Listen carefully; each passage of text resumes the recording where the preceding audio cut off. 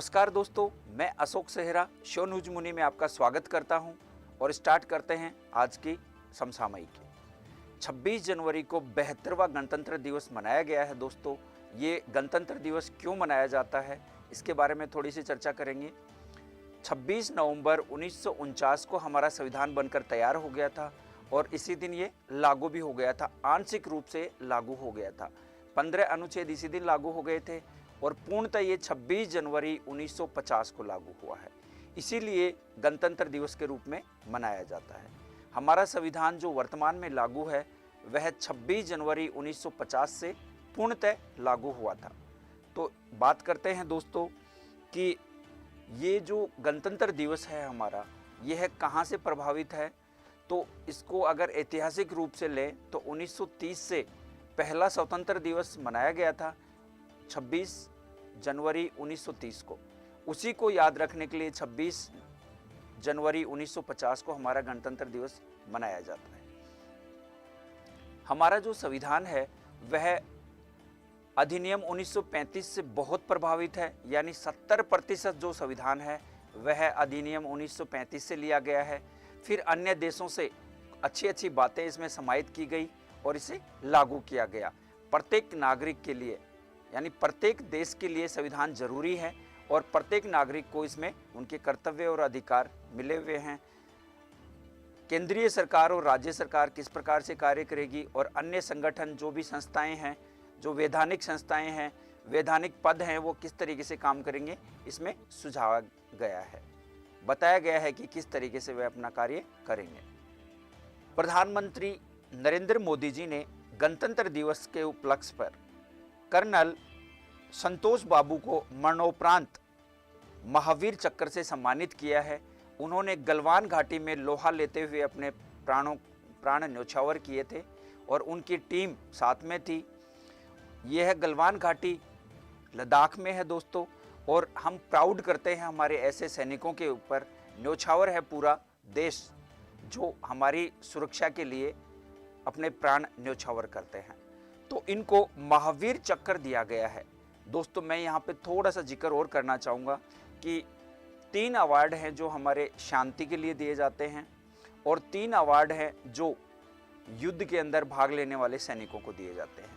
तो जो युद्ध में सैनिकों को भाग लेने के लिए दिए जाते हैं, उनके प्राउड के ऊपर, उनके बलिदान के ऊपर दिए जाते हैं। साहसी वीर हैं जो हमारे देश के, जो प्राण न्योछावर करते हैं, उनको 3 प्रकार के अवार्ड दिए जाते हैं। पहला है परमवीर चक्र, दूसरा है महावीर चक्र और तीसरा है वीर चक्र।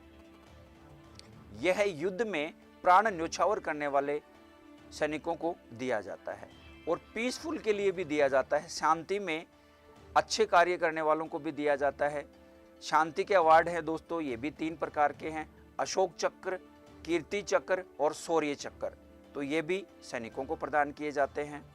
तो अभी जो महावीर चक्र दिया गया है वह मरणोपरांत कर्नल संतोष बाबू को गणतंत्र दिवस के ऊपर दिया गया है।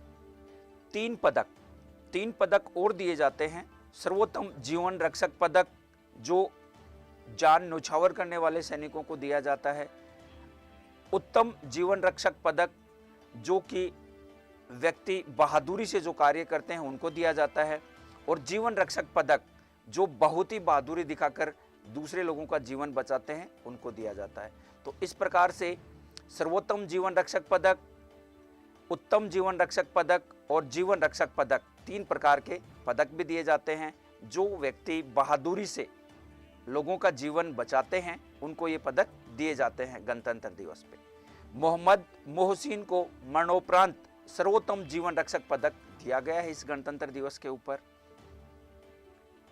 भारत की भूवैज्ञानिक सर्वेक्षण ने 2024 तक राष्ट्रीय स्तर के कुछ प्रमुख सर्वेक्षणों की पूरा करने की घोषणा की है। इसका मुख्यालय कलकत्ता में है।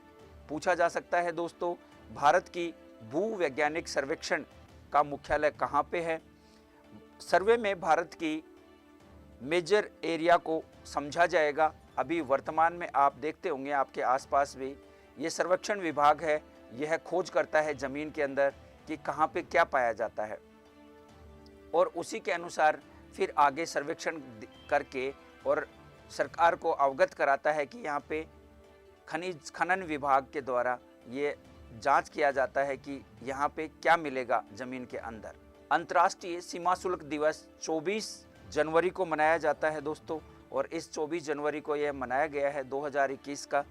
26 जनवरी को गणतंत्र दिवस के रूप में मनाया गया है। ग्रीन टैक्स सरकार ने लागू किया है। मिनिस्ट्री ऑफ रोड टैक्स और हाईवे द्वारा ये लागू किया गया है, जिसे सड़क परिवहन व राजमार्ग मंत्रालय बोला जाता है। 8 वर्ष से अधिक अगर आपका व्हीकल है और वह टैक्स दे रहे हैं आप रोड टैक्स, तो 8 वर्ष से अधिक अगर उसको आप यूज कर रहे हैं 4 व्हीलर या 2 व्हीलर को, और वह पर्यावरण प्रदूषण में शामिल है, आपने अगर पर्यावरण प्रदूषण टैग उसको नहीं लगाया है तो ग्रीन टैक्स आपको एक देना पड़ेगा, जो 10% से और 25% के मध्य हो सकता है। यह एक बड़ा टैक्स लागू होने वाला है वर्तमान में सभी नागरिकों के ऊपर। अगर 8 वर्ष से अधिक व्हीकल आपके पास पुराना है तो ग्रीन टैक्स उसके ऊपर आपको देना पड़ेगा। फिटनेस सर्टिफिकेट अगर आपने प्राप्त नहीं किया है तो आपको ग्रीन टैक्स देना पड़ेगा। अगर फिटनेस सर्टिफिकेट सही तरीके से आपके पास में अवेलेबल है तो यह 10% से 25% के मध्य आपको देना पड़ेगा। IMF ने एक रिपोर्ट जारी की है। IMF की फुल फॉर्म है अंतर्राष्ट्रीय मुद्रा कोष, ने एक भविष्यवाणी की है दोस्तों। बहुत अच्छी खबर है भारत के लिए।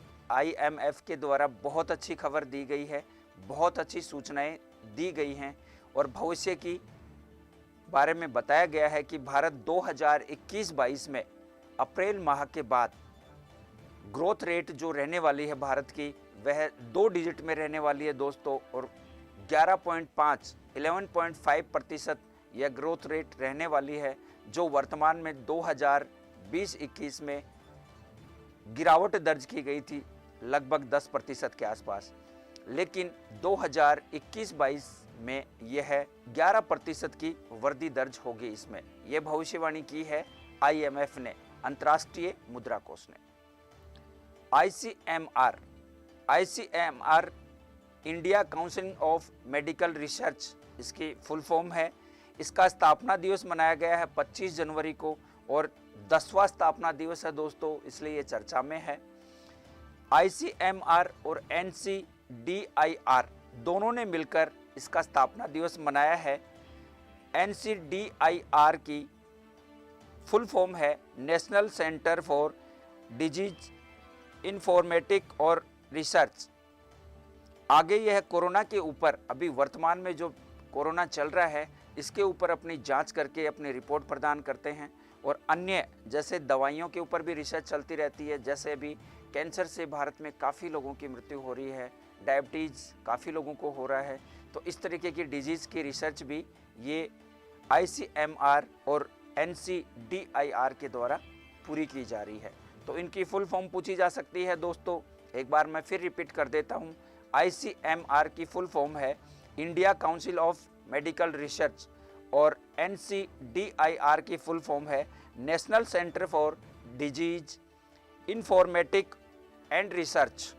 तो इनकी फुल फॉर्म पूछी जा सकती है दोस्तों। मध्य प्रदेश सरकार ने एक पंख नामक योजना शुरू की है लड़कियों के लिए, लड़कियों के उत्थान के लिए और उनकी आगे बढ़ने के लिए मध्य प्रदेश सरकार ने यह योजना शुरू की है।